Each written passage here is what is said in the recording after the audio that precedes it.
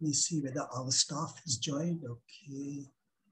Deepali is there, Nakshi is there, Gautami is there.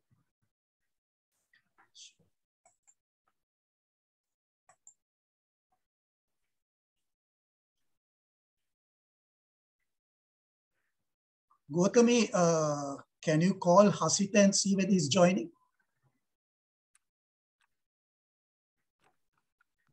Madan is here. Let's. Okay. Let's start because I think it's not fair by people who have, connected with us sharp on the dot.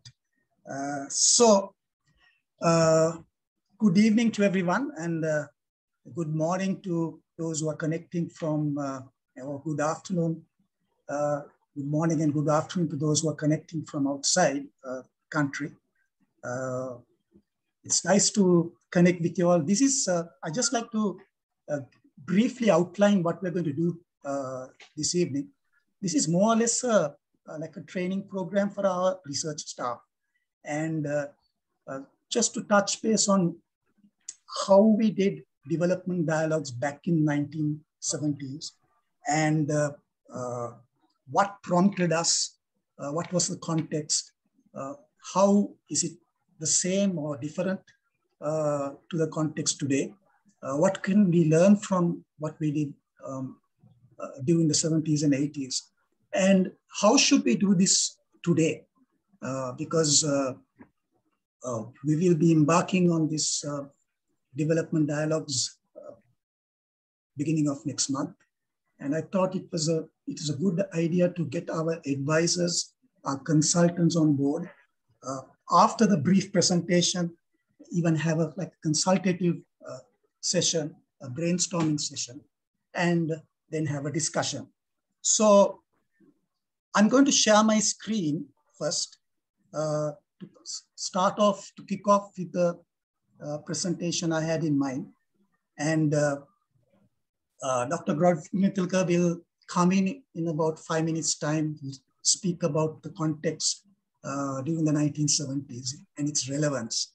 And then later on, Mrs. Myrtle Pereira will speak to us about some of the work that she did during that time. And later on, Dr. Marga Programme will speak about what sort of opportunities that we have today. What can we learn from what youth are doing in various other countries during crisis, countries in Africa and in Asia and Syria. Some lessons we could learn from that. And then Mihirani, I think, will join us. She hasn't joined us as yet. Join us later on. We'll speak about what Survey Research Lanka is doing, what sort of data they are collecting at the moment. So let me quickly share my screen.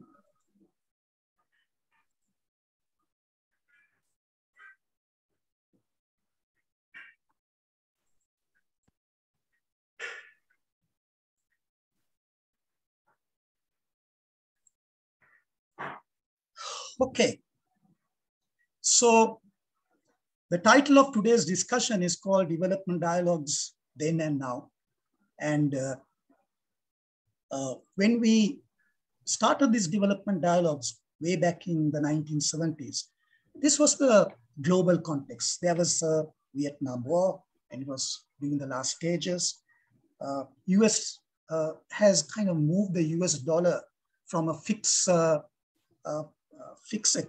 position to what you call, sorry, I jumped this technology, right? To a floating rate. And there was the Arab oil embargo, maybe as a reaction to that, which led to a oil crisis. And there was a food crisis world round. And a new economic order came into being. And in Sri Lanka, we had a socialist government. Mrs. Bandaranaike has come back to power. There was high level of youth unemployment. One moment, there are some people.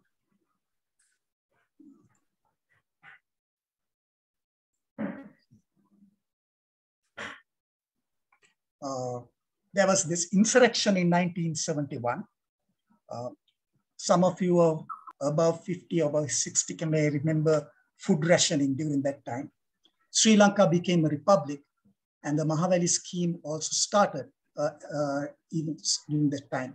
And the keywords I heard as a youth, as a school going, maybe not a youth, maybe as a teenager during that time, was let us be self-sufficient.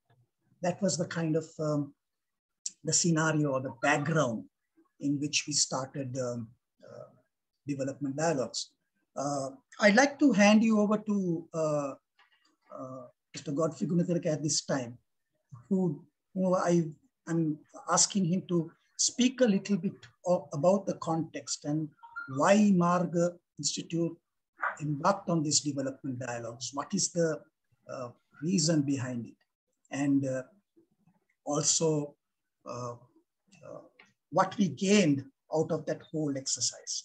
So if you can, we can see on the screen, maybe it will be better if I stop sharing because I think if I stop sharing the screen. Let me try to add to what Amar has been presenting. I mean, he wants to give you a brief idea of what the situation was both globally and in Sri Lanka when Marga began working. And Marga started implementing this program of development dialogues. You will see that, I mean, the title itself is very important because we were trying to understand how the rural people in particular were participating in development. Development has become a key word in policymaking, both globally and nationally. There were the UN development decades, which started in the 1960s, the first decade, then the second decade in 1970s. Then there were several landmarks which really set the course of development along lines, defined goals, then tried to understand them in terms of indicators. So it was a very rich ferment that was going on, ferment of ideas, development discourse, which was engaging people at all levels. Let me remind you of some of the main landmarks. Amar has not highlighted them, but I've been starting with the Stockholm Conference in 1972, which was an attempt to look at where were we with regard to man and nature, what was happening in terms of the environment. Then we had the UNTED conferences that were going on in the UNTED 4, which was examining how the trading system was working and how developing countries were benefiting from it. Then we had the Basic Needs Conference in 1976. And mind you, Marga Institute was deeply involved in all of those. I was myself a consultant to the ILO, and we had in the World Employment Programme, and we had our program, we were examining the whole situation of employment, particularly focusing on rural employment and the expectations, the job expectations of the new workforce which was coming in. You must remember that really we were getting the benefits of our welfare program, free health, free education. We were going through a transformation of our workforce. The new workforce was now at least had a secondary education.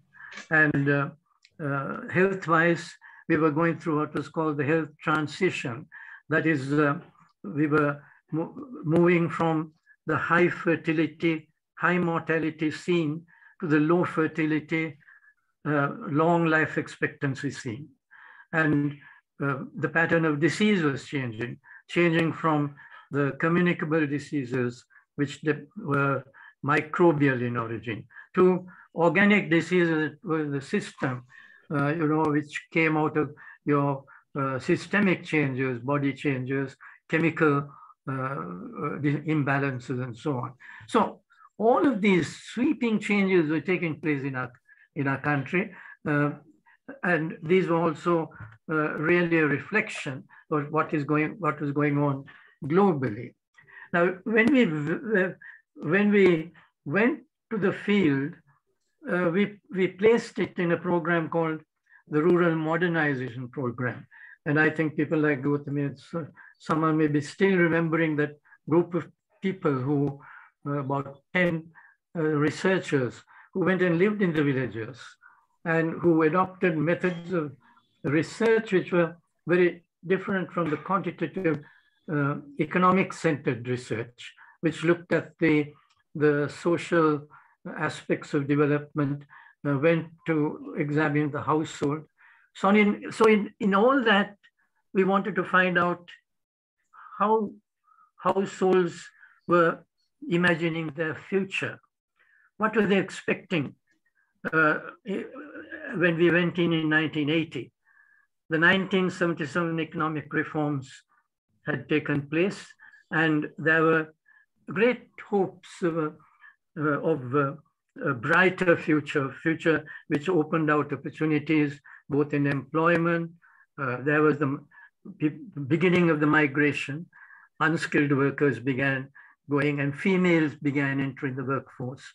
You had a major transformation there because this was a time when really the females entered the workforce in larger numbers, a period where really we got a spurt in female participation in the workforce. Females were going abroad, females were getting into manufacturing, the apparel industry. So that was making a major contribution. I think Myrtle will really touch on that. Now, what was the prospects? I mean, if you look at that in terms of what we have today, if we ask questions about what is the future, how do you foresee the future, I think there is a very sharp contrast. We are facing a future which is very gloomy, with increasing hardships and awareness of the fact that we have lived beyond our means and must now to learn to live within our means, which means a cutback on consumption, maybe loss in income. Now, we are going to ask them questions similar to what we asked in 1977 in a completely different unfolding scenario, post-pandemic. Now, what is it that really helps us to focus on the positive aspects? Remember, I mean, these I'm talking to the Marga people, that you're undertaking a program which is going to examine what are the forces that are available in our society which can promote greater social cohesion, greater solidarity, communities coming together and empowering themselves. Now, to do that, you have to be conscious of this change that has occurred. You have to go in with a knowledge of what we were. I mean, we were in 1980, when we went to the field, we were really fresh from all the work that we had been doing on the development dialogue globally. There was the Welfare and Growth Project, which we did for the UN Development Planning Committee about unified development. And we had published that. And there was a good, very lively, animated discussion that it promoted. We worked we were dealing with job expectations, and we went into examining the poverty situation in Sri Lanka, and did a study on poverty analysis. The Asia Society asked us to do an international program on ethical dilemmas of development. The Health Organization wanted us to lead a project on intersectoral action for health. Now, with all this, the IDRC supported a program on rural modernization and asked how were the rural people participating in the process of development. How does that contrast with what we have today? I mean, we have basically, we are moving into a situation where there has been a large upsurge of civic activity, of community participation. And probably the civic protest movements in their nonviolent form that we have today is itself a manifestation of a new kind of solidarity, a new kind of social cohesion, because this participation, this protest cuts across all divisions, party rivalries, the ethnic divisions, class divisions. It's a unique phenomenon, and to see that and to understand that and to see what we can gain from it in terms of solidarity and civic participation for socio-economic change will be a very valuable thing. Now, that means that we have got to design our approach as well as our questions in a manner which brings all these things out. A knowledge of the then and the sharp contrast with the now. That's why when Amar presented it to you as now and then, I think it's important that approach, because we are trying to cope with a crisis. And we have examples of how we have coped with that crisis in the intervening period, with ethnic conflict, with insurrection, with the war, with the tsunami. And all of these meant also, the kind of resilience which households and communities showed during this period. Displaced families in the north, widowed families, then the rural households which are losing their youth. All of this gives us some idea of how we were coping with crisis, and then the way we coped with COVID. The crisis, how we came out of it in a sense. We had a performance which was quite remarkable. Now, when we go and ask questions, we should have all these things in mind. And that is, in fact, the unique quality of the kind of ground research that Marga has been doing. I'll stop here, Amar, because you gave me something like 7-8 minutes. I think I exceeded that, really. No problem. No. Okay, thank you very much. I have a request to the Marga staff at this point. If you have a question, please wait till the end, because I want Mrs. Pereira to make her presentation as well before the lights go out on her. So if you have a question, don't raise your hands, don't press on the raise hand icon. Just send me a chat message, so we'll take it at the end. The questions in Sinhala, I try to answer in Sinhala. I can't, because I'm familiar with English better. And yeah. So feel free to ask in whatever language that is comfortable to you. Okay, so I think most of these things were touched by Mr. Gumita, like why village studies, because we want to keep in mind the changes that are taking place in the world outside. A lot of changes are happening socially, culturally, in the economic sense, politically. So it was important for us to track and study the life expectations of the rural communities. And so we looked at the development dialogue, the process in that manner. We looked at development from a multidisciplinary framework, from social, political, and economic aspects. We also considered the life expectations of 3 generations. Recently Mrs. Pereira was talking to us, I think, at the last training session at the Global Towers when we had with Professor Tudor. We were talking about how questions are framed in a way where we got stories from the grandparents, from the adults, and also from the youth. And they gave like a generational kind of overview of how that particular village has adapted to various challenges and how they looked at development, how they looked at life, their life expectations. So, of course, our researchers went and lived in those villages. We are not asking you to go and live there. Of course, our process is slightly different today. But why we did that, as I mentioned at the last discussion we had, to observe their lifestyle, to look at their homes,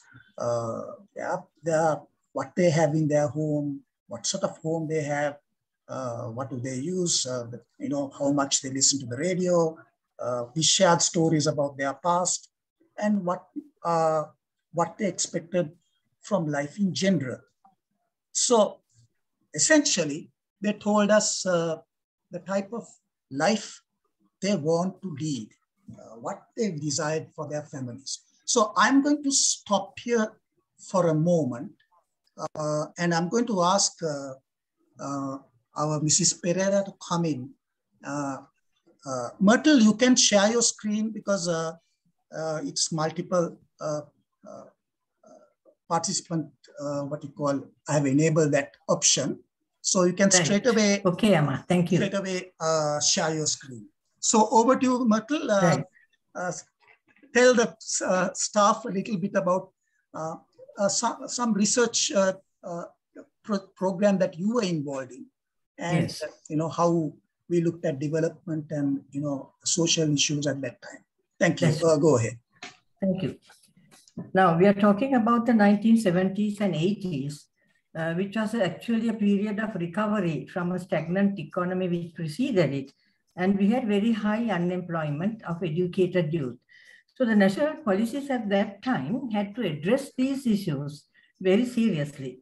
And the policies enacted at that time focused on economic returns and providing employment. These were the 2 important issues that they were concerned with.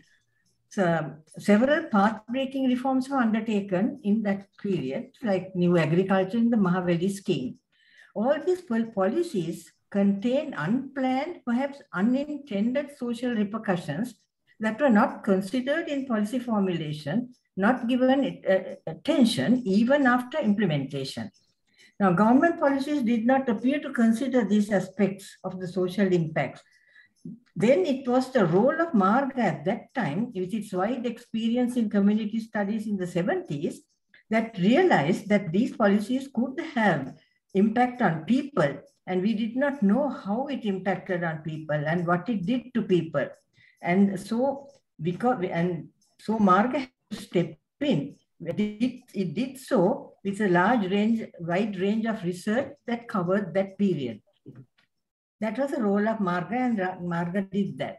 The way in which Marga went into research was also explained by Dr. Gunatilaka, the way we use the social anthropological methods of studying, life histories, in-depth dialogues, resident researchers.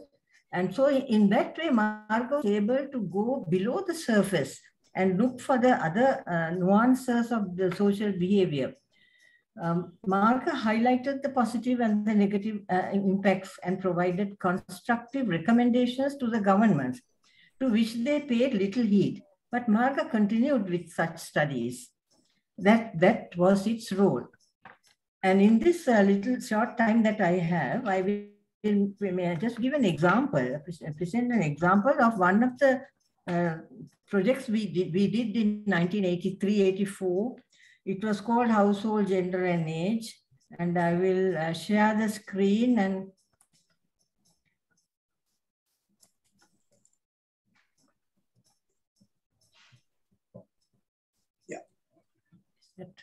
yeah, we can see the screen.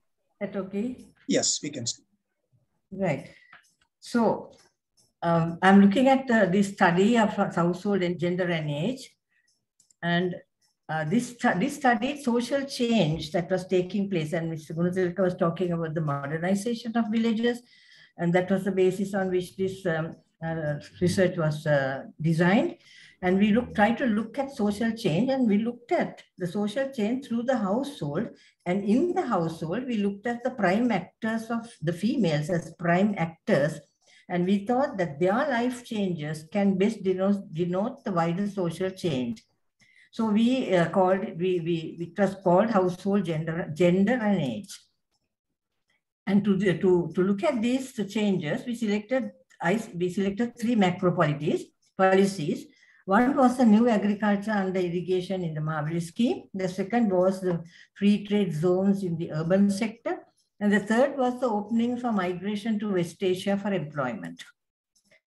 Now, in new agriculture, there was some, I'm just giving you a quick highlights of change. There were new cultivation practices.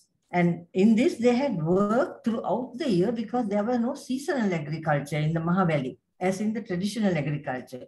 They had diversified from monocrop cultivation to commercial crops. So that means that in cultivation, where they had leisure time in between seasons in the traditional village, they did not have that. They had cultivation and they had work right throughout the year. Then also we had a new arrangement of settlements. The settlements, instead of the communal compounds, that was the arrangement of settlements in homesteads in the traditional village, the Mahavali scheme had isolated homesteads, and these were far away. And what happened was the women lost the communal support that they had in looking after their children. And then also these families that came into Mahavali were young families with young children. And another thing that happened was that men moved away from agriculture to other occupations which they found more attractive. So most of the time, women were left to work alone on their family plot with no communal support. You see, the Attang system in the traditional system, which ensured that all worked together to see that all the land was cultivated and no one was left out, that was no longer there. So there was a heavy workload for women, that cultivation throughout the year. And they were unaccustomed to self-dependence. They were dependent on community, and this was new to them. It was stressful to them. Then we looked at the next one, which was free trade zones. And this one aimed at expanding employment for educated youth. That is addressing the question of very high unemployment. Young females opted for this as a gateway out of poverty. And these were always young females from low income, low middle income, and low income families. This took them in, these opportunities took them into marriage. That's what they were looking for, with a new worth. That was the dowry. They did not reject the dowry as we expected. They were endorsed the dowry fully. And they said, we want to go to a marriage with something positive. And the dowry was transformed from denoting subservience to denoting independence in an unequal marriage partnership. So that was what happened through the free trade zones, and all the young unmarried females who took jobs in the free trade zones had this as the main aim in their life. Now, there were some negative features in this. Young females who were released from social sanctions back home misused their freedom. They indulged in casual sex relations, and the consequence was the social stigma. In fact, this defeated their very aim of contracting a good marriage, because the FTZ girls were were sort of shunned by some of the young males. Then we had the West Asian jobs. Now, this was the openings for unskilled, low-wage jobs which attracted females from lower rungs of society.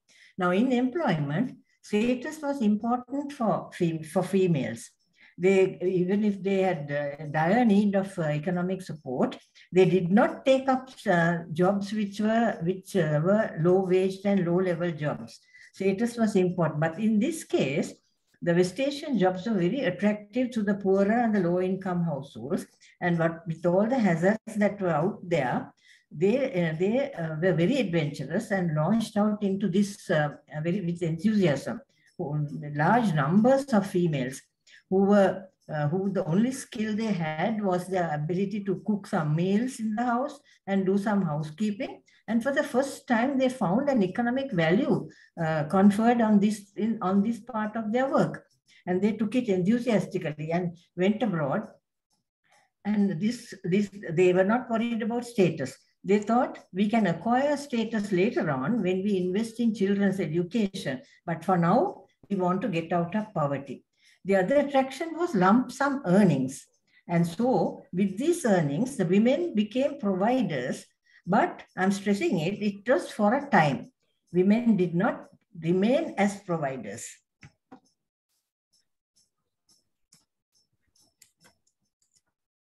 And in the West Asian migration, a minority of women paid high price in broken homes and wasted earnings.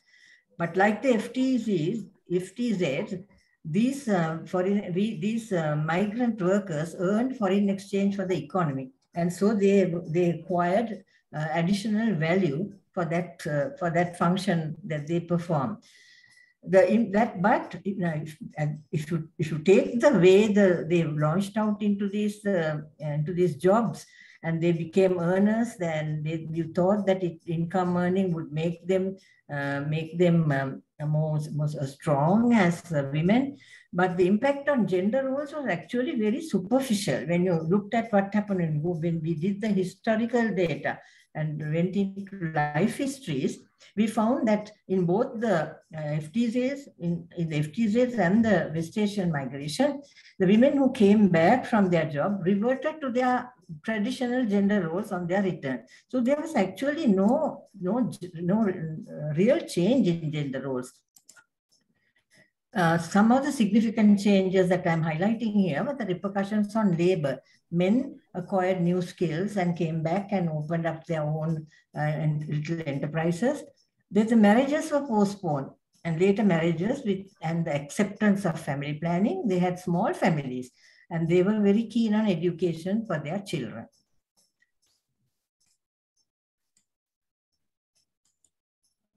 The West Asian migration, the downside of it, infidelity by husband or wife, neglect of children. Then there was toleration of bad marriages rather than going for divorce or separation. Then when we went through the life histories showed that key issues were still being shaped by personal experience and socialization. But then there were some other areas where some responses which were directly and very definitely stimulated by development policy interventions.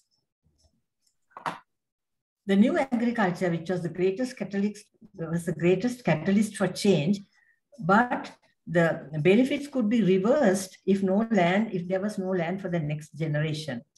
Then, contrary to general impressions, when in all the three studies that we did, society did not reject traditions or social values.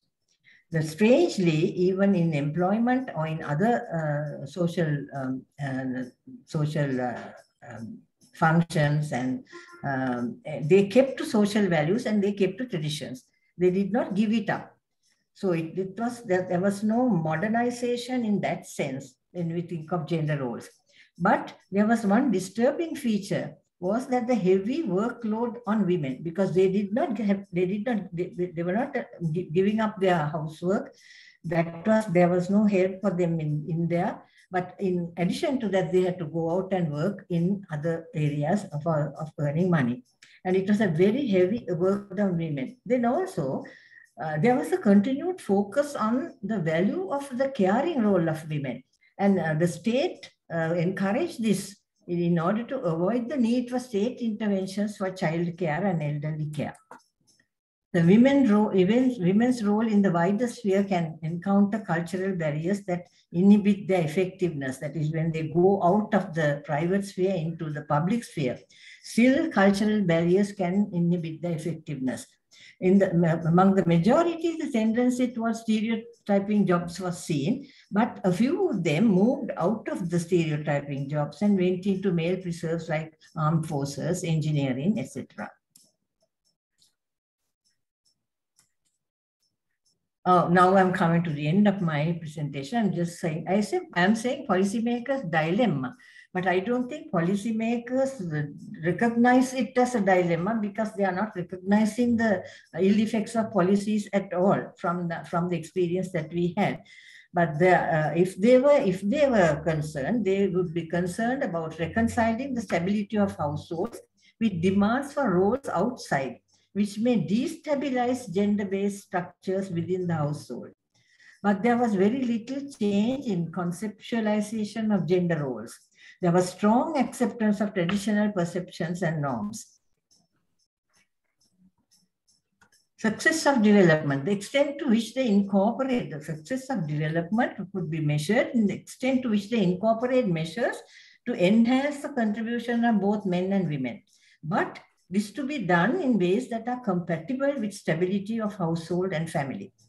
The problems exacerbated by the time lag of interaction that made development interventions irreversible, even if they were found to be damaging to the social fabric which they aim to strengthen. So I'm going to stop sharing the screen. I don't know how to do that. Stop share. I'm moving out of the screen, but I have a few more comments to make. And what I was going to say is that Marga, in all this, what was lacking was the government putting forward all these very big schemes for economic development, but they forgot the social impact of that. And it was at that time that Marga stepped in and took over that role. And Marga did that at that time, and because of the experience they had with village studies, they were able to step in and look at the impact of these on households right through the 70s and the 80s. And why we are looking at this and trying to learn from them is because the same mistakes are being made now. Even now, they are having policymakers having wide-ranging policies, but they are not looking at, they are done with an economic goal in mind. They are not looking at the spillover impacts, unintended impacts on families and households. And so again, that is why Marga again has a role to play in stepping into that area of work. And that is why Marga is planning this, launching this new program of development dialogues. And I think we are very much blessed at this time to have the person who leads the torch for Marga in this regard to advise and guide us, and who is still around. So we are very blessed in that sense. Also. We have the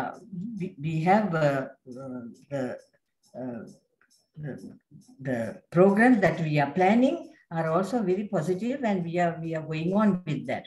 So in addition, I mean, I might add on to this to say that in all this, while we are going back and trying to learn lessons from the 1970s and the 1980s, we are not intending to pour new wine into old wine skins. We have new wineskins all ready and enthusiastic to launch out into the programs that Marga is planning for the future in this development dialogues. Thank you very much. Thank you so much, Myrtle, for that brief but very comprehensive presentation. So taking on once again, I'm not going to go through this slide because I think Mr. Gunatilaka elaborated on the points that we were looking at, the basic research questions that researchers had in mind when they went to villages, looking at the household, understanding what sort of good life people wanted, their own views about development, and so on and so forth. So moving forward, so this is the current context. We all know this. We went through a terrible period of pandemic, and also now we are facing economic crisis, shortage of fuel, shortage of foreign exchange, and interestingly, a crisis that would kind of fragment society, or a crisis that would make people fragment themselves or have disunity among people. That has brought about a kind of a union where there is a protest movement that has brought people together. There is a message from me. Let me look at that. Yeah. My voice is breaking, it seems. Let me see. Yeah. Can you all hear me now? No, I've heard you quite clearly all the time. Okay. If not, I can change to a different internet service provider. I'm going on SLT. I think that's better. If there is any problem, can somebody send me a message or raise your hand? I can hear you very well. Okay, thank you, thank you. So getting back, our question is, okay, when we look at development dialogues, I'm asking the staff of Marga Institute, basically Deepani, Enakshi, Madan, Anjali. These are things that you need to think about, and this is an opportunity we have. We have our advisors also who have joined in. During the discussion, we could ask, what are the opportunities? How can data help? What should be the approach and model? And we are having, after Dr. Nimal Gunatilaka speaks, we're having Mihirani from Survey Research Lanka, who would speak to us a little bit about what they are doing at the moment, what sort of new data they are collecting. So to make that, see whether that can complement our work, overall work. So this is the development dialogue model that we came up with as we sat. I had several discussions with Professor Tudor Silva, with Professor Tilak, discussions I had with Dr. Ahilan, who has also joined today. We have 8 different aspects to look at. The earlier study, the multidisciplinary framework was actually economic, social, and political, but we're bringing in the values aspect. Social cohesion is very, very important to us. As time and time again, I think you would have heard me saying this at office, development without social cohesion is not development. So trying to understand the economic crisis, the way forward, how people understand that. We spoke about how we have been living beyond our means. How can we kind of adjust to this challenges? The crisis is something that we will discuss at the ground level. What are the social changes that are taking place? When you look at the political aspect, people are looking at system change. The system change is kind of a cliche term, but it's a buzzword now. How people look at public representatives. We have some learning from our UNDP assignment as well, what Deepani is involved in with these 12 local government authorities, where we are developing midterm plans, SDG mainstream midterm plans, where we had to go to those communities and ask how they look at the public representatives at that level. Values is important aspect. Of course, social cohesion once again. And now corruption is something that we would like to talk about because there's a keen awareness of it. There's understanding about it. There's another aspect that people are talking about very much, looking at how corruption can be eradicated, what sort of, how we can kind of bring about zero tolerance to that, views about system change. And last but not least, the personal roles, what should I do, that aspect, as a community person, what is my role? What is my responsibility? Those are the things that these development dialogues will bring out. So I'm going to stop there for a moment and I'm going to pause and I'm going to ask Dr. Nimal Gunatilaka to speak to the staff and those who have joined us today, because there are new kind of things happening globally. I mean, I had the privilege of speaking, discussing this thing last night when you were talking about, the structure of this discussion today. And so can I ask Nimal to come in at this moment, please? Yes, Amar. Good evening, everybody. First, just housekeeping matters. How much time would you like me to spend? Amar? Hello? Can't hear you. We are going well on time. I think even 15 minutes is fine. Okay, I'm going to time myself for 10 minutes, 9 minutes. So good evening, everyone. Let me begin with an introduction. I'm Nimal, and my vantage point is quite different in a way from all of you, in the sense I must provide you with a very quick kind of pieces of information, which will enable you to discount what I'm saying in terms of the value that it might contribute to the enterprise that you all are involved in.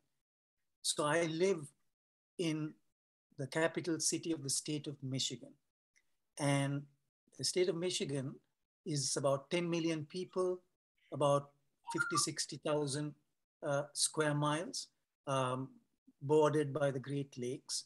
And the capital city has a population of about 110,000, which is the same population in terms of the number when I last left this city in 1985, and I returned to it in 2017. That gives you a sense of the changes and so forth with one simple kind of data point.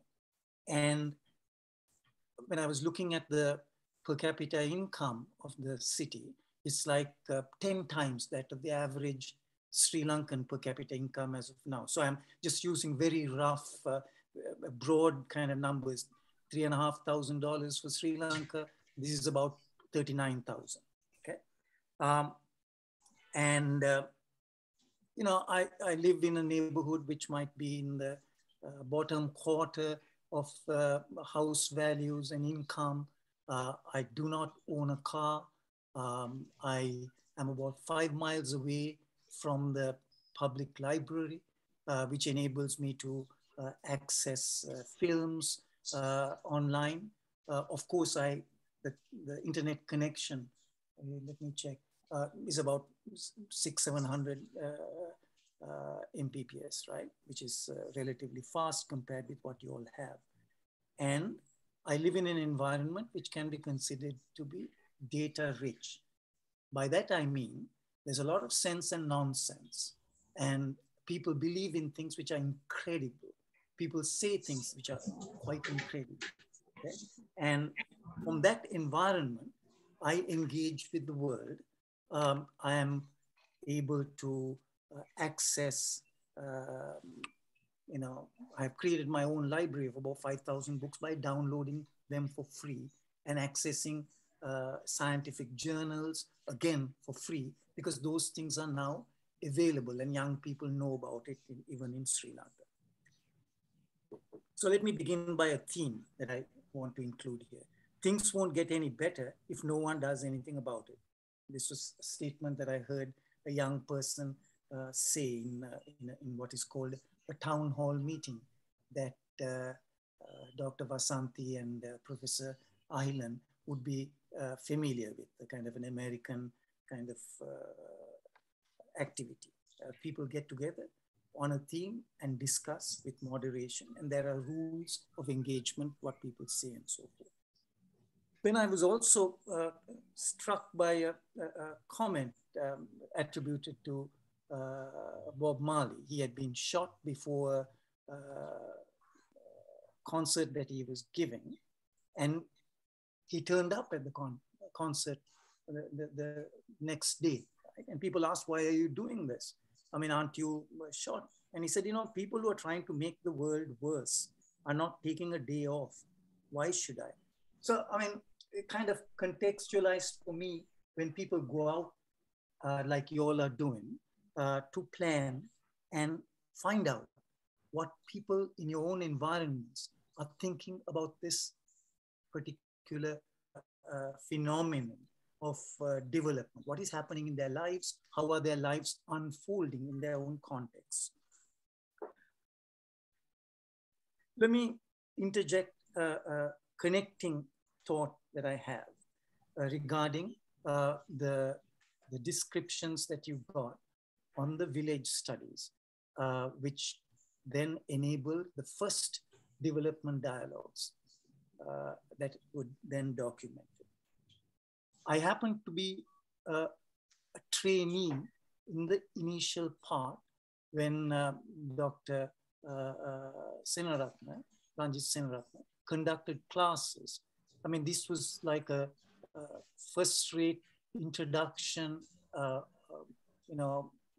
kind of undergraduate course refresher for graduates on sociology and anthropology.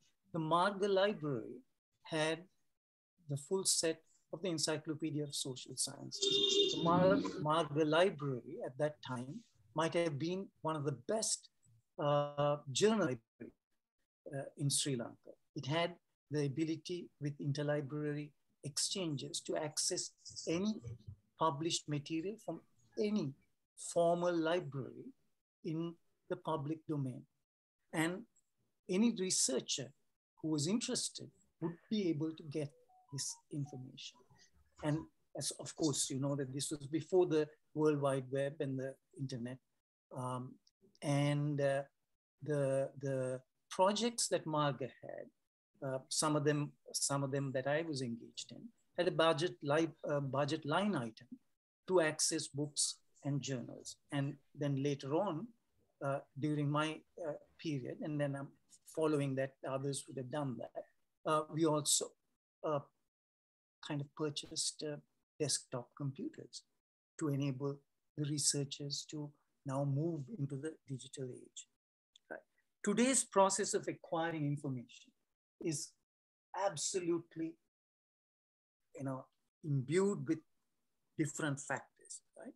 So the world in which you all, as researchers, as people going to be engaging in the development, understanding the development process of Sri Lanka, have access to material, have access to libraries of material that could not have been dreamed of when I was your age. Right? And this is an amazing opportunity. Now, however, let me also say something that you all would know.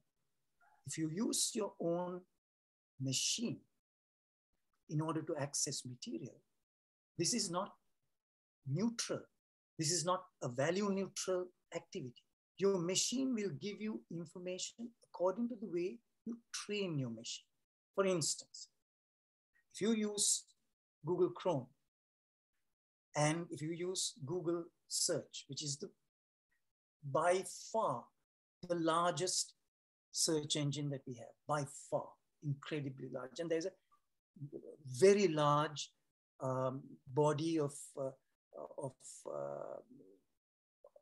what do you call it, scholarship regarding what this is doing. And that scholarship is not constant, it is changing, right? So if people access their machines, somebody else is looking at that access and then feeding you back connections to information. Let me repeat that.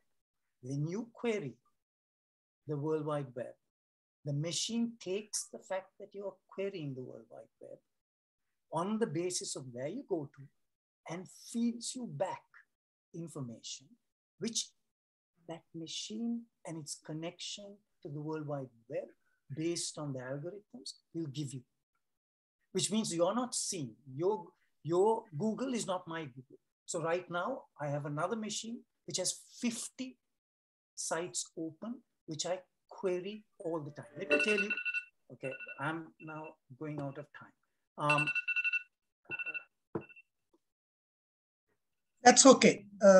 Continue. So let me tell you very briefly for the benefit of the researchers, right?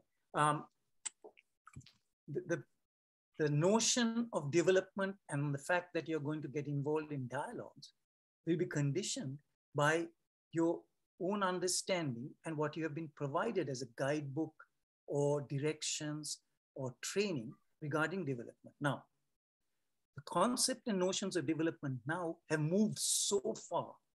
You have a plethora of indicators that come throughout the year. So there is human security.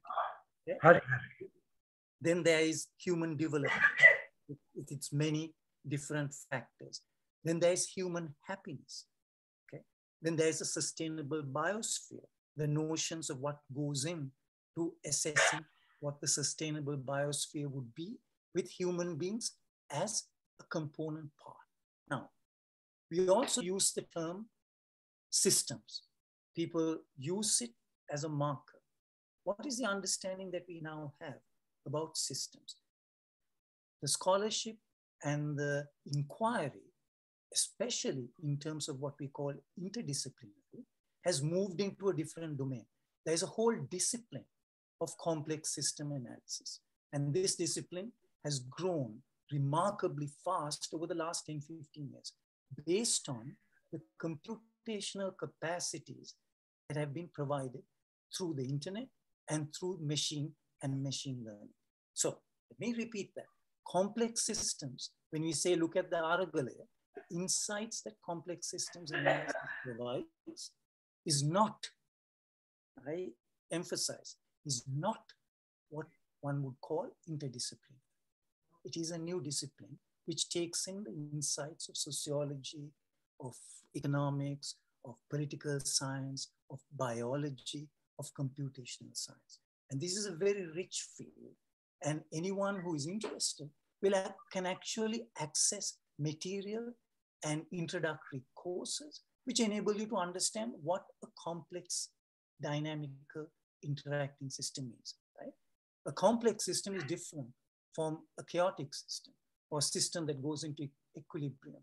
Now, say, for instance, an economist is constantly looking at how the system will get into equilibrium. However, if the system, the economic system, which has interacting agents, is complex by definition. Okay? Complex means there is diversity, there is connectivity, there is interconnections between the agents, and they're adaptive, right? So those of us who remember economics courses realize that we made assumptions at the very beginning which exclude the prospect of what we are looking at being a complex system. Right? Now, let me end up for the benefit of the researchers who are going out in terms of telling you what kind of things are available for us to better understand. Okay? Better understand complex systems. So I'm looking at what most of you would know, the World Values Survey. Okay? In the World Values Survey, there have been like 7 waves. And it asks a whole set of questions. Like say, for instance, what I did here for my own interest and to give as a demonstration. What is important in life? Leisure time. How important is politics in your life? And what did I do? I compared the responses of Bangladesh with Malaysia. Why did I do that? Because Bangladesh and Malaysia are about a factor of 10 separated in terms of their per capita income. The same from my vantage point to yours, it's kind of like 10 times, okay? So when I look at the leisure time and I run this interactive data, massive database free of charge that I can play with, which I've been doing from about 2008 or something like that, right? And when I look at that, I find that the responses for Bangladeshis in terms of their interest or what they consider how important leisure time is, 15% say it's very important. In Malaysia, about 45% say it's very important. Right? Now, we are talking about the context in Sri Lanka. People who are exposed to views, people who are exposed to media, young people who are interacting with other people, who are having actually enterprises in other parts of the world and doing so through the connections that I afforded in the internet. They're now not within the control of the systems that are in their home domain, in their community domain. They're getting ideas from all over the world in a way which is a little bit different from before because of the time element. They have that information now. It is not mediated by old people saying this was the way the world is, this is what we must do. They are on their own, as if it were, connected to their own world. This has enormous implications, both good and bad. And some of the bad implications and so forth, we now see in advanced countries where children are addicted to being on connections through their machines. People are engaging in, while they're in a restaurant, instead of talking to each other, they're taking selfies and sending to their social media, which changes social relations. Now, it is in this enormously churning and changing context that you're going to go and ask people what they feel and what they think and what they expect about what is going to happen to their lives in a context where inflation in the world is increasing. In the US, it's the highest since about 1981. Per capita income in the US has declined in the last 2 years, okay? Measured per capita income, by the way. Sri Lanka is experiencing inflation rates which have never been experienced. There's fear about what the government is able to do to provide people. It is within this context that you're going to ask people questions. And this is, while it is incredible adventure that you researchers are taking part, you need to pay attention to the instruments and equipment that you have to better understand this. Thank you very much for the opportunity to talk to you all. Thank you very much. We'll take some questions at the end of the discussion. So let me go back to my presentation and wind that up very quickly.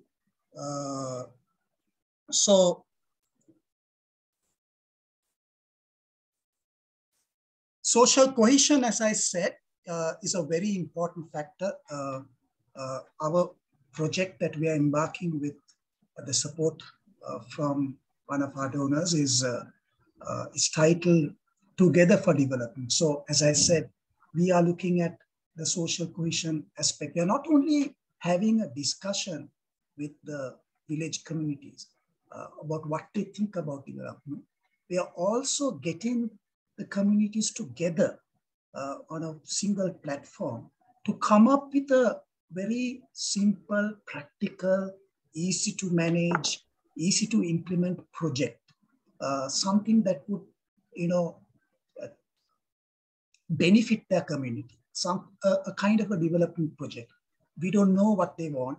Maybe it could be something to do with their welfare, maybe it's something to do with their convenience, maybe it's something to do with their comfort. But whatever it is, those development projects will come from the communities themselves. We will not influence them. We will just facilitate these discussions for them to come up with a project, so that at the end of the day, we could, one of the outcomes of the whole program that we are working along with, hoping to start with Asia Foundation, is to enhance social cohesion at a given location. So when we talk about a measurement or talk about some indicators of social cohesion, we came up with these 8 aspects. There could be more. I know USAID SCORE program uses 7. Some other development agencies, they have 4 or 5, but this is something that I managed to get input from some of our advisors, and we looked at these 8 aspects. One is the language rights, because once again, I think we all know that Marga is deeply involved with promoting official languages policy and promoting language rights. We have set up a language rights or language monitoring center. So language rights, talking about inclusion, recognition, ability to get work done. Also, there is, as we look at even road signage or name boards of roads, having it in all 3 languages has its advantage. Not having it has a kind of economic cost attached to it, because people waste time looking for places. So the other areas are how people can use or cannot use public spaces, how resources are used, and the ability to use common resources. It could be resources such as water, land, or resources that are to do with public utilities and the public layouts. What sort of economic opportunities are there? Then the religious tolerance and cultural tolerance is something that you all know. Democracy, space for all political ideologies, and also the relationship communities have with the state. How is good governance and rule of law implemented, or rule of law is kind of put into practice, right? So, so all in all, we are in search of a development model that suits the communities. And if you ask me, okay, what is your research agenda? Why do we kind of do studies on development studies? My personal kind of thing that I picked up from Mr. Gunatilaka also, right? It's the whole question we ask ourselves all the time. How can we achieve a very high human development status, right? That's a kind of a cornerstone of our research agenda. So when we go to the villages also, that is a question that we ask.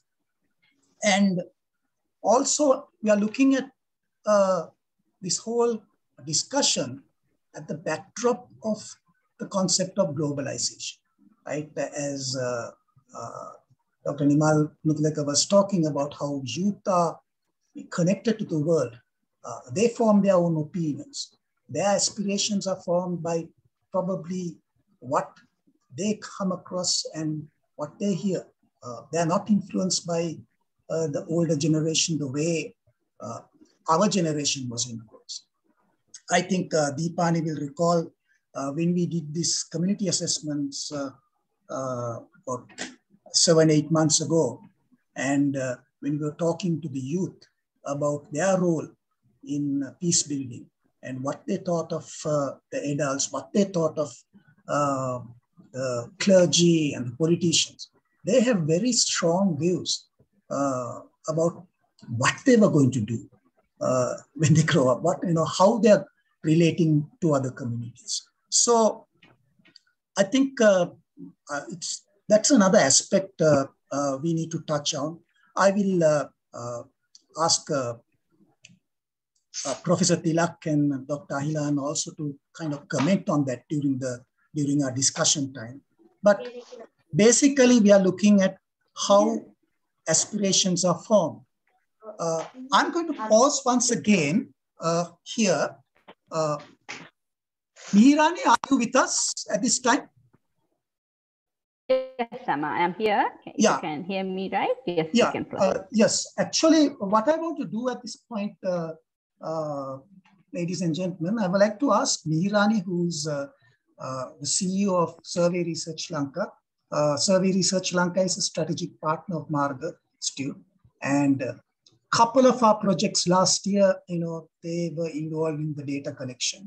And I'm going to ask her to talk a little bit about some of the new data that they are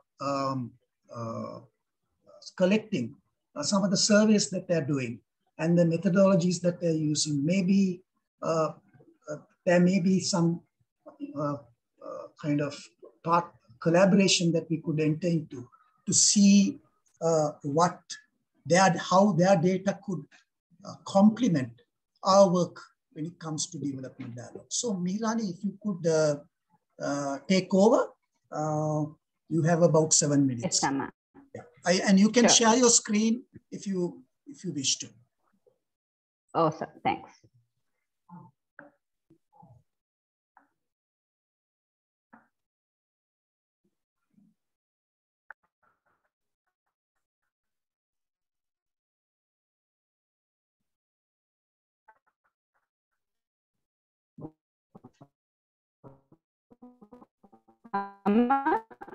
Can you see the screen? Yeah, we can see your screen, but you're breaking up a little bit.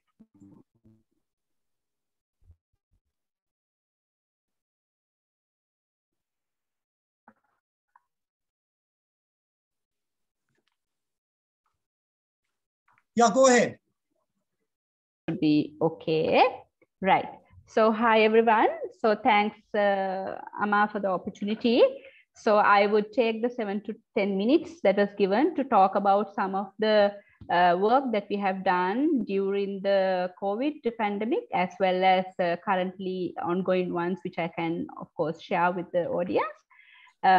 So as we was talking about, it is, evolving process the research industry has gone through during the, last couple of decades, and it is no more, traditional methods only that we are working with when it comes to research industry, and not just the industry is evolving, but also the client requirement also brings, many innovative requirements as well for us to think out of the box and come up with new, methods and methodologies in research.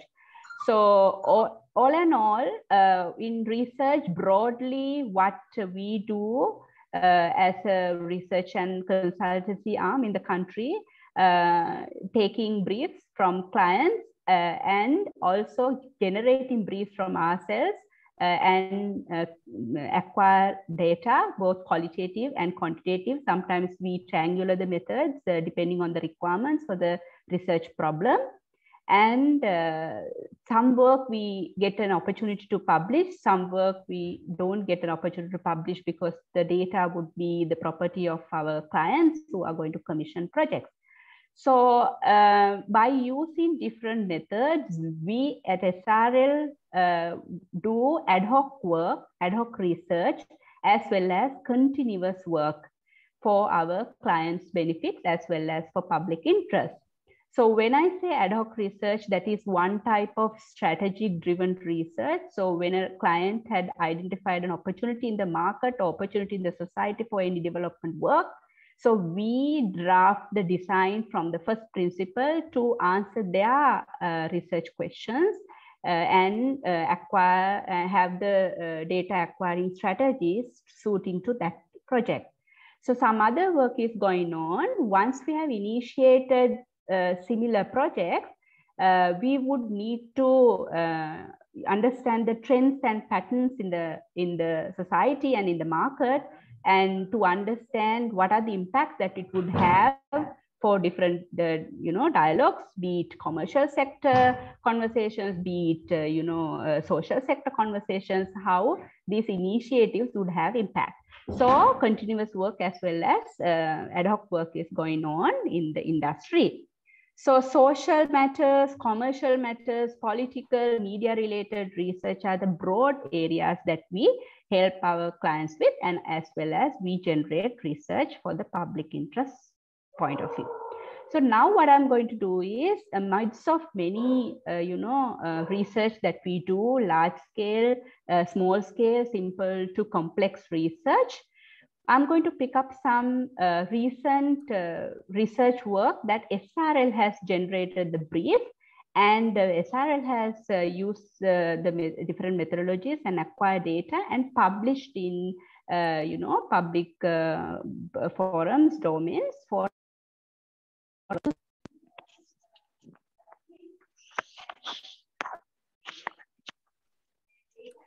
also all of us are aware that it's not penalty parameters that we have when it comes to quantitative. It is CATI and CATI methods are being implemented in Sri Lanka.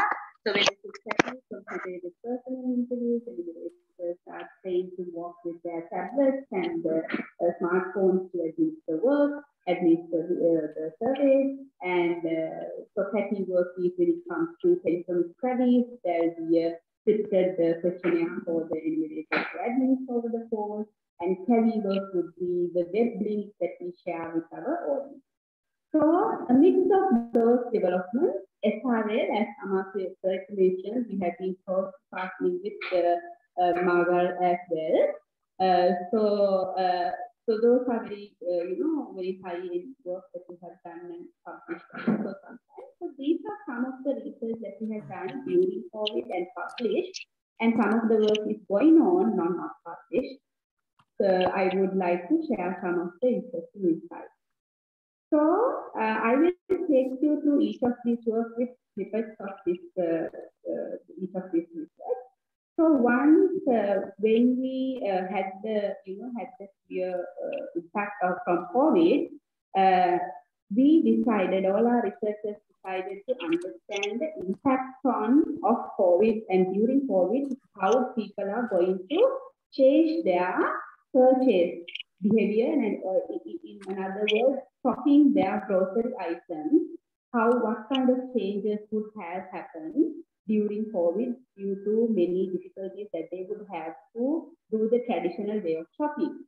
So there we did the study among randomly representative samples and providers, mainly the decision makers was interviewed. 403 interviews were conducted across the country, across 9 provinces.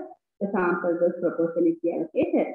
I understand the sample is, would have been better, but with this 400 sample, we have got to know very interesting patterns of the stocking behavior of grocery items during COVID. So the way you look at it, the results that you see on your right-hand side of the screen, blue line is talking about usual way of stocking grocery items, and the purple line is talking about the frequency or the percentage of people who have changed their stocking pattern across different product items. So we have selected specific product items for the execution convenience point of view. So if you look at it, when it comes to dairy products, there's a huge drop in stocking of dairy products, as well as products like fish and chicken. There was a huge drop of stocking for many practical as well as economical reasons. However, when it comes to essentials like rice, spices, sugar, and coconut, we don't see a huge pattern change during the course. So there's a deep story behind this. In the interest of time, I will move to the next project that we have done. So this was published in the newspaper throughout all of the newspapers in Sinhala as well as Tamil as well as English. The second study study in the same time period we wanted to do was the impact on online purchase. With the hit of COVID, we expected online purchase to grow, and many people who were probably not being heard of online purchase would have jumped into this bandwagon and used this. Was the assumption that we had before we embarked on this study. So what we realized in this study, the way you see in this graph, before COVID-19, from the entire universe, 9% has had experience of buying online grocery items. During COVID, probably because that was the only option that they had, 47%, that means a large percentage of the target group, had used experience buying online methods. It can be buying through a platform, it can be calling and asking them to bring the goods to home, and all these different mechanisms. However, interestingly, what we found was their impression as in our plan after COVID immediately go back to the shop and buy. So conceptually, the COVID situation, whatever the online strategies the companies had to increase online purchase, had not really given any mileage or work, because it was a situational action people had taken to use online buying. Otherwise, they have come back to the same pattern, which is a very telling different weaknesses and strengths of the infrastructure that the different companies have gathered around this category. So further, the study has shown many irritations that online shopper has faced during COVID, as well as satisfaction factors.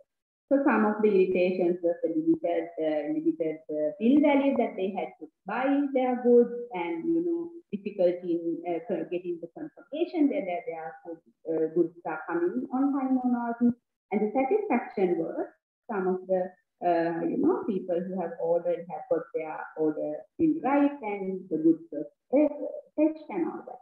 So there are different, conversation around the irritation and satisfaction. It seems like the irritation has impacted their pattern change for them to come back to the same way of buying at the shop, right?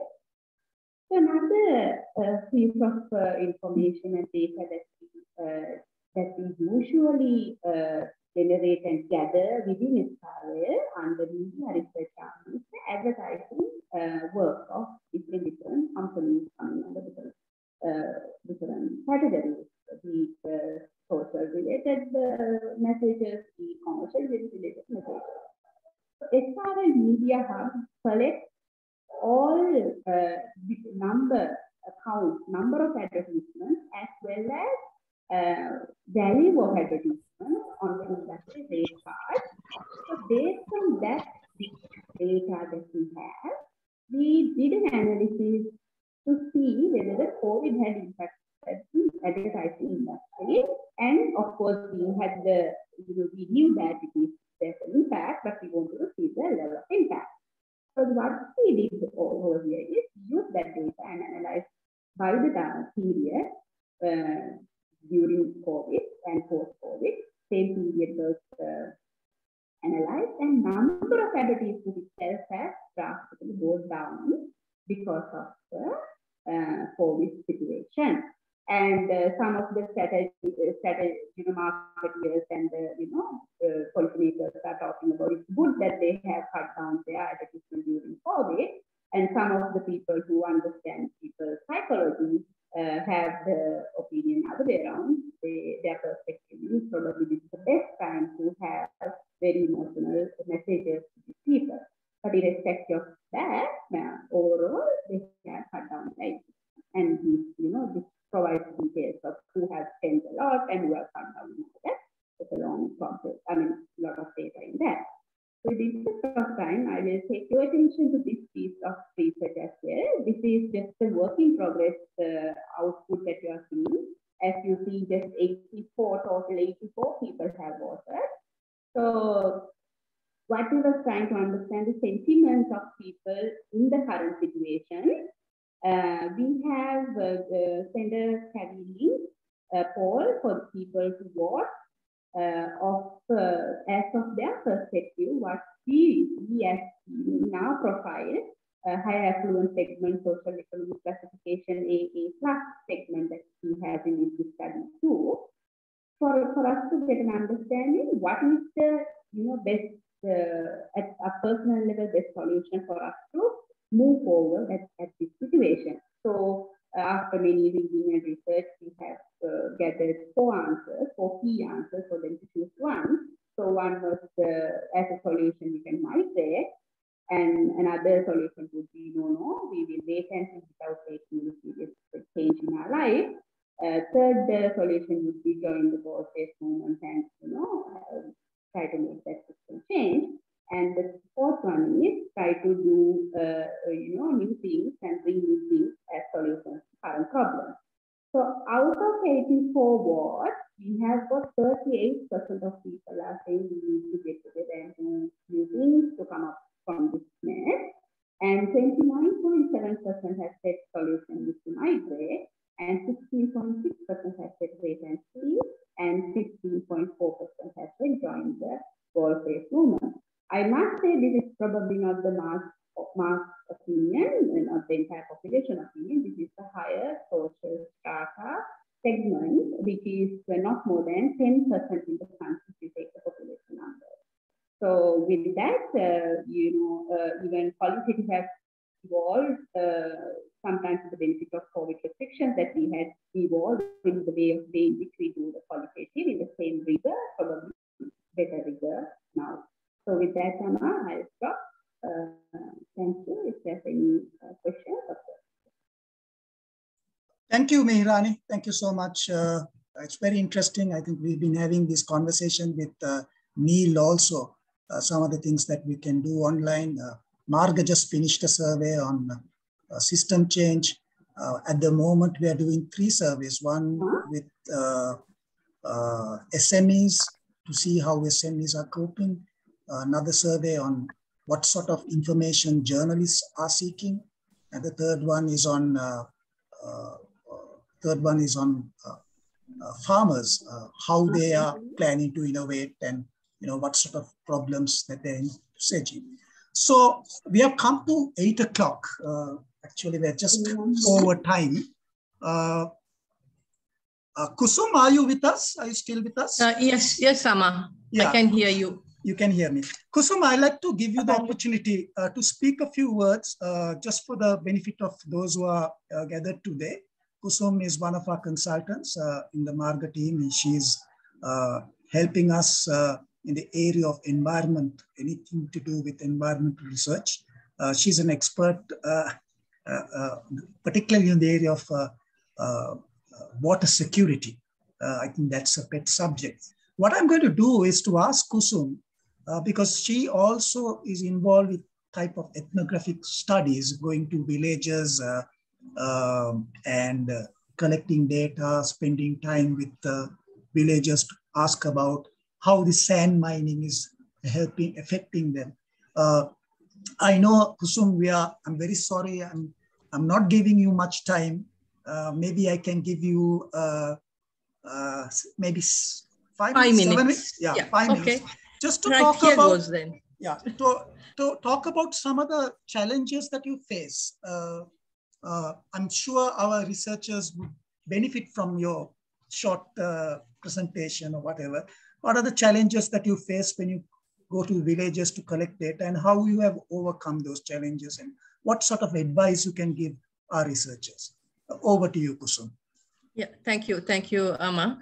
I think that I'd like to start off by stating one thing. I have a feeling that the context that I faced before March 2022 is now changing diametrically. So I'm not sure whether, even my perceptions and my connection, my comments are going to be still spot on. But one thing that you have to look out for when you're doing research, what qualitative or quantitative, is how the governance issues are affecting your study. Because there's a plethora of good policies in Sri Lanka. There are very good professionals, but unfortunately, there is very little in the way of implementation. So that is, that always affects the studies that we do. The second one is the strong politicization of the context that you're working with. Now, supposing I'm working with in agriculture, I did a climate research and followed by a climate smart agriculture program for women. And we had issues because we can't find the ground level officers who should be there, the agriculture officers, the Kupani. We simply cannot find them on the field. But if you try to work without connecting with them, they have a way of, coming back at you, and you will find yourself being accused of being an NGO or whatever it is. So, and more and more I feel that they expect benefits, and they are unwilling to share information which should be in the public domain without some kind of, maybe payment or something like that, or some other benefit. So that is another issue. The other one is for the overarching issue that I keep on coming to, and I just did a activity for Stockholm Water Institute, is the reluctance of donors to invest in research, which is long-term. And this is a real problem for us, which especially in the water and environment sector, because unless the researcher spends enough time, there is a tendency of the participant in the survey participant to either over-exaggerate or to understate. But our timing and our funding is so tight, we simply cannot, follow up, for instance, on an interesting interview. We have, and that colors our data, and in the end it colors the policy making on which this data and research is dependent on. So, most of the data collection that is done in, maybe correct me if I'm wrong, is not qualitative, it is quantitative. There is no time for long-term interaction with the community and to have a deepen an understanding of the elements which affect your study. This really affects activities like women's studies, where we are, for instance, if we are looking at a very conservative community that, maybe sometimes a Muslim community in the Eastern province, we need more and more time to get closer to the community, and even the marginalized people in the community. But if you look at the global ODA, I think it's something, a miserable amount, something like 0.05% of the global ODA goes into women's organizations and women's studies. And this is in spite of having in the water sector clearly demarcated guidelines coming from Beijing, coming from the Dublin Rio conferences, coming from the MDGs and the SDGs. But that funding, we have been unable, I don't know, maybe we are not putting our case strongly enough, but we are not being able to increase this. So the lack of data, especially in this crisis that all of us are facing, is a problem for two things. One is to understand the nature of the crisis. The second one is to understand the nature of the solution.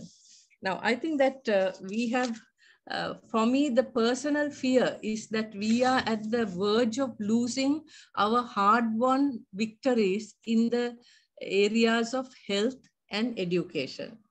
Now, you know that right now the schools are closed because people can't get to them. But then, let me go back to this policy called Hondama Pasala, Langama Pasala.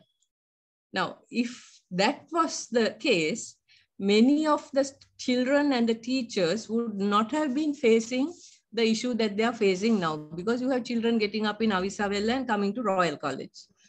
This would not have happened if this policy was strictly adhered to.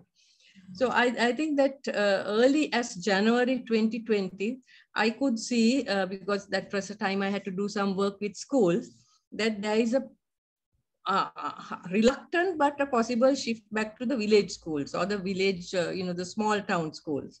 So if that happened, maybe, and if we had the data to show that, there was a current situation, if we had seen this, we would have taken a different, I don't know, maybe the policymakers would have revisited their decision making. Even now, I think there is one way of, saving the situation is to ask how many of these children and how many of these teachers would like to permanently change school and work from that point of view. Finally, we are looking at a community which used to have strong interactions, strong support systems, as Myrtle said, the Attam Kramaya, the Attam Kaya, but we have moved into a high level of individualism. But I don't know whether this current crisis will force us either towards more fragmentation, or that it would support a greater level of synergy. So, but we have to get the data to understand this situation. And that is always the problem, not with us, the researchers, it's a problem with the donors. Thank you. Thank you so much, Kusum. I must take my time now to thank all the speakers. Mr. Gunatilaka, Myrtle. I'm sorry, I think Myrtle has logged out because of the power cut. And particularly Nimal and Mahirani and Kusum. Mahirani also, I think, logged out because of the power cut. But we are now at 8:10. Maybe we can take maybe another few minutes. Can we go up to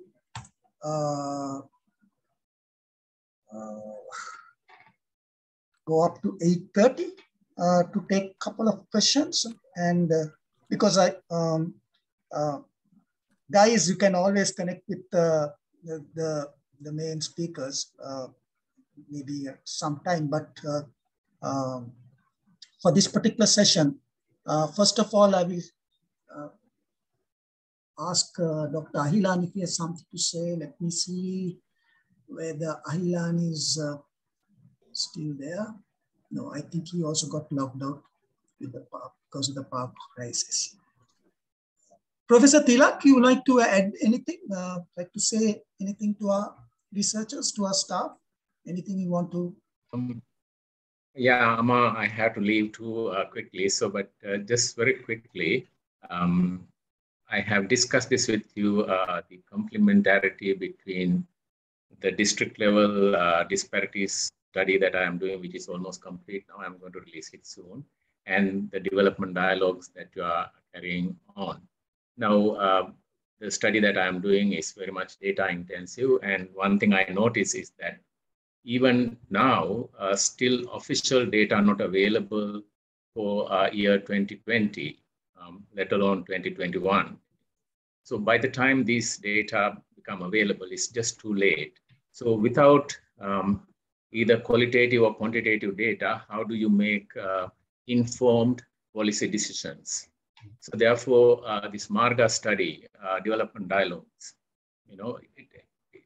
it can play a very, very important role in terms of providing at least the basic data, so that the policymakers know, for example, the incidence of poverty as a result of this crisis, urban poor versus rural poor. I mean, we know anecdotally, some people are just living by eating kos alone, kos jackfruit, So things like this. So the development dialogue can play a very timely role in providing both quantitative and qualitative data. So that's my suggestion, to get on with it as quickly as possible. Thank you, Professor. Can we, Dr. Indra, do you have anything you'd like to add to our researchers? Any insights, anything? I'm talking to Dr. Talagada. Well, thank you, Amma. I was just wondering, you presented the 8 components of rights. Remember? Cohesion, social cohesion and things like that. And I was just wondering whether we should include right to survival as well. Because malnutrition rate is very high, and Sri Lanka has become the here, of course, dialogue model. Yeah. I just saw the news. I think CBN had a news item a couple of days ago. I just saw that. Yeah. Sri Lanka has become the second highest rate of malnutrition and also mortality rate. There are issues related to that also. We were very well off, I think 3 or 4 years ago. We were proud to say that we equal developed countries. So can we include somewhere? Yes, I'll make a note. I was, one of the reasons why I asked Mihirani to come in this evening was, their data that they collect in a systematic way of what sort of food items people buy. I mean, maybe that also can, and what they consume. Maybe it can come under economic because it depends on your I need to this. That can come in. That's why I asked Neil and Mihirani to kind of participate at today's discussion to see how they could complement. It's a good point, Indrani. I will take that. I'll take that under economic, or maybe should come on the economic. Maybe yes. Okay. Thank you for that point. Oh, any other questions? Deepani, Enakshi, Saman, Anjali, do you have any questions? Quick questions. Otherwise, we can take another session separately with our consultants, with our advisors. I think Dr. Ahilan might come to Colombo once again in another couple of weeks' time, so that we could connect with him one evening to further get some input on that. Amar, would you be able to give me a minute to ask a question? Sure, go ahead. Listening to the very, very important points made by the various people who spoke, Kusum especially, I think it'll be very important to find out how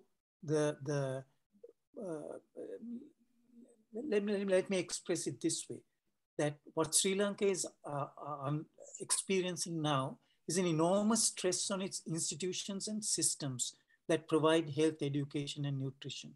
I think it will be useful to find out how well these systems are working from the vantage of the people that you're having the conversation with. Because as Kusum mentioned, we had this notion of the permanence of everything that we had gained through the institutions that we had built up in the health sector, the education sector, and in the food and nutrition systems, right? And now we are finding that some of those things don't seem to be able to respond in the way that we would have liked. During COVID, we were able to distribute the vaccines and implement the lockdowns and so forth, and came out of it, respectably. Our systems, the healthcare system and the other supportive systems responded to it. But right now, you pulled out a plug in terms of fuel and cooking fuel and transport fuel, and the distress is spreading throughout the system in a way that governance is being affected. So I think we need to spend a little bit in terms of something that might be of very deep interest to Asia Foundation. Because what Asia Foundation did, sorry, I'm taking this additional time, that is, you had the wave of misfortune with the tsunami. I don't think the effects of the tsunami can be compared to what is happening now, because the tsunami was kind of along the fringes of the country, right? I mean, geographic fringes. This is affecting the country in ways that we are not even quite aware of, especially in isolated communities, in communities that depended on transport and inputs of food and other things, right? So the institutional strength from local government upwards, how well it is responding, would be something that is of enormous importance to even just simply document. I think you might do well to reflect as a team in how you're going to include that. Because this part of governance, the weakening of governance, is going to be a major threat for democracy. Mm-hmm.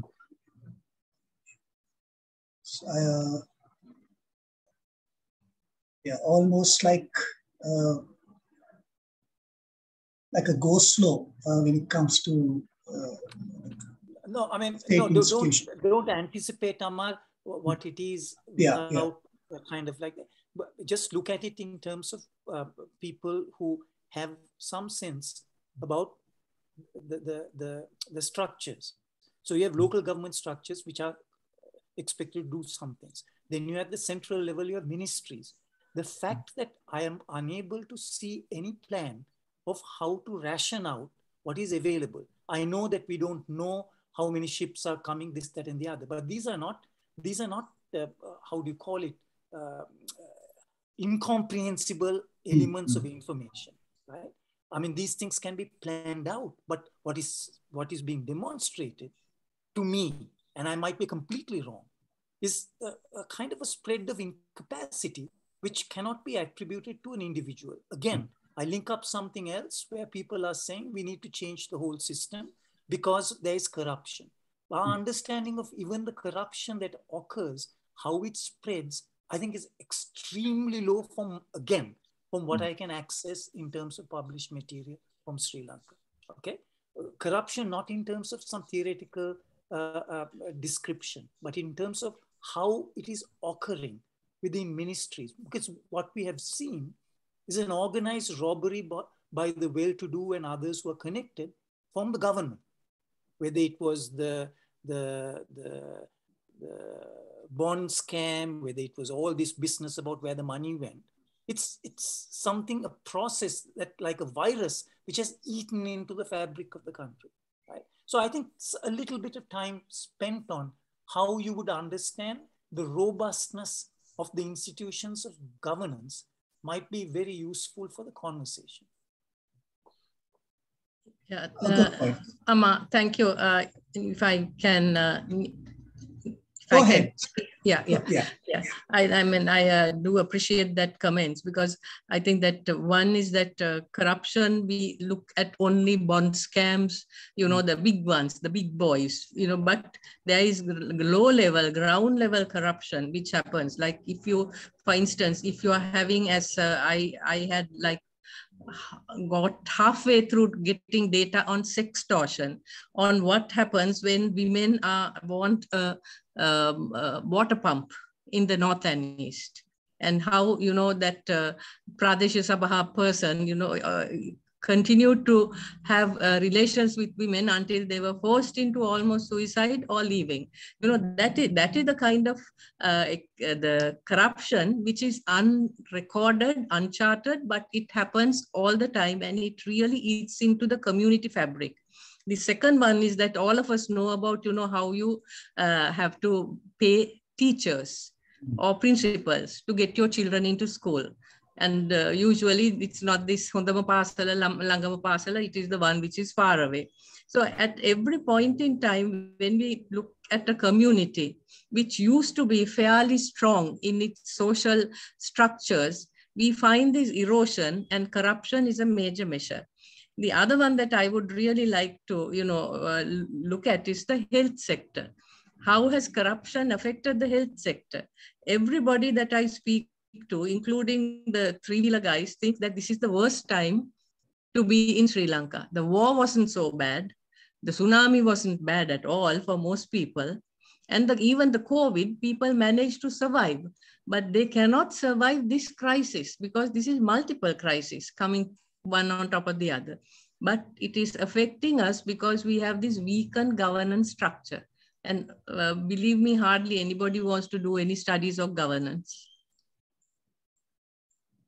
Yeah. Deepani, you have raised your hand. If you have a question, please go ahead. Just to add something what they were discussing, sir, because I am engaging with the local government's project. So things that we found from the field is if you say for all these problems, this information what we produce by the public institutions must be provided in an understandable way to the community, and it should be accessible. Then only they can know. Now, even for with this development dialogue in the community, I think it's better that we can say it, the definition of the development by their verbatim, like their own words, that of giving all kinds of definitions and things. So this is actually the transparency is the matter, the way that they can understand the system and the information which is provided by the local authority. The thing is, so we have 6 programs in local authority level, but once we go to the ward level discussions, they know about few projects that comes under local authority. It means the people, they don't know what is provided by the government, and they don't know to ask it because they don't know that they are providing this service. So I think I just wanted to add that thing, sir. Thank you. Yes, and I think you remember when we were talking to a particular local government authority, within that local government authority, they were not sure of their own mandate. Yes. What are the programs that they are supposed, out of the 6, there were all these, some of the local government authorities in the northern region and the eastern province, if I'm not mistaken, they only spoke about, program number 3 and 4, I think, about, physical layout and... Yes, sir. Yes, that's physical thoroughfares and... thoroughfares and utility. Yes. They didn't know about the welfare area. They didn't know about the health area. They didn't even expect the local government authority to, provide that service. So even they don't have their mandate, actually the act. Yeah. The Municipal and Urban Council Act in their place. Yes. Thank you. Good point. Thank you, Deepani.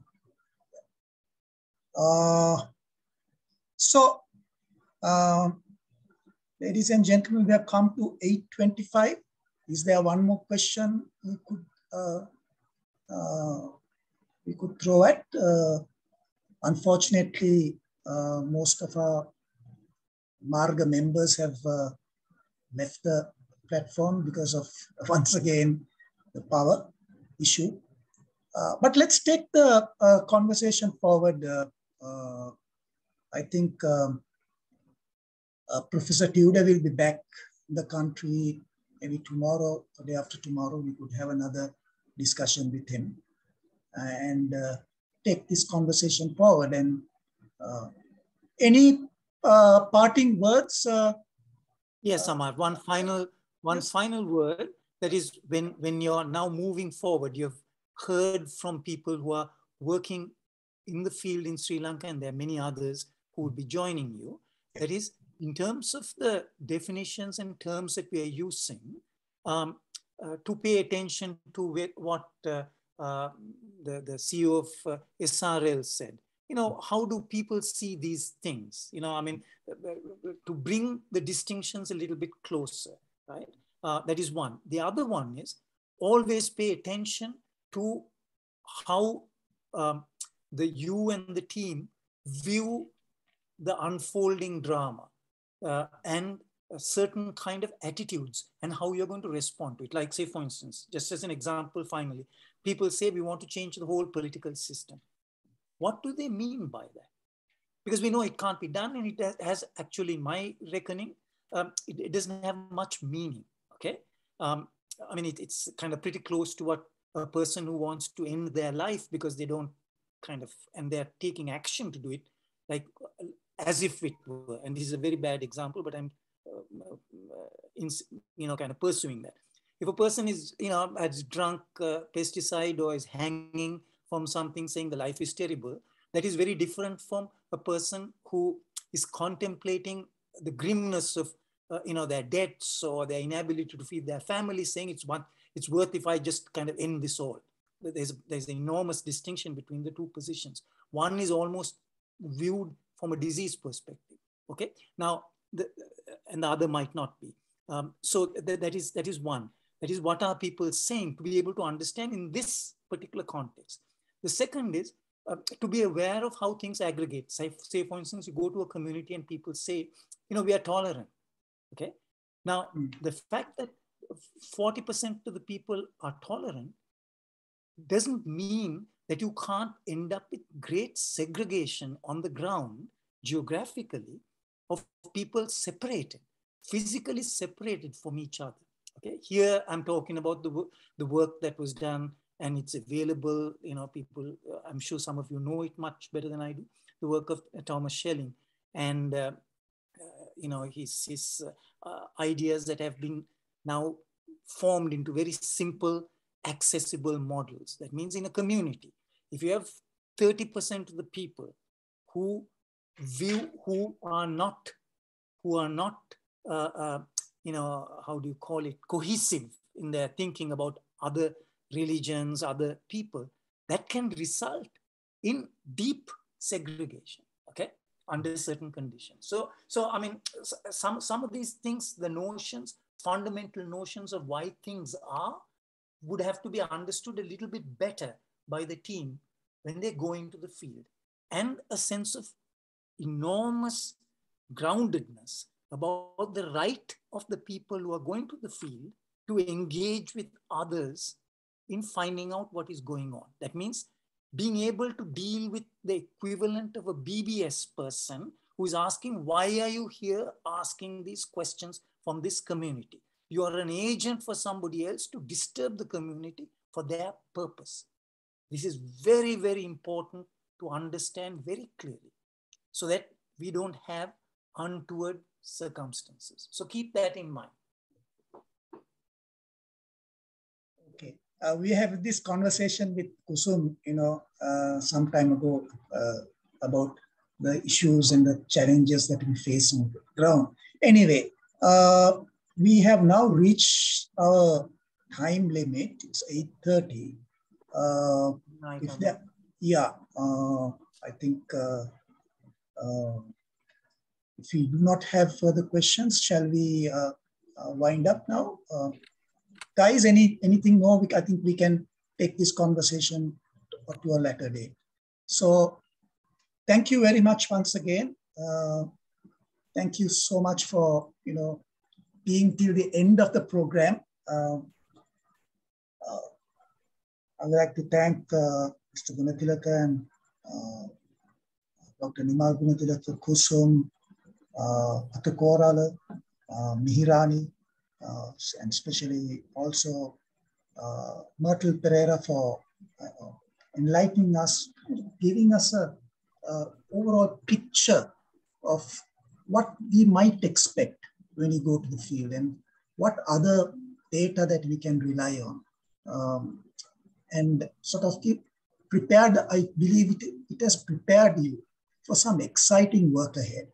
And I think exciting times are in front of us, ahead of us. So with that, I like to wish you all the best. So let's hope that we will be able to contribute very meaningfully through this research program. Thank you once again for joining with us, and have a good night. Thank you, Mr. Amar. Thank you, sir, and thank you, Dr. Nimal. Good night. Thank you. Everybody. Thank you very much. Thank you very Good much, night. everyone. Good night. Thank you. Good night. Good Thank you night. very much. Bye.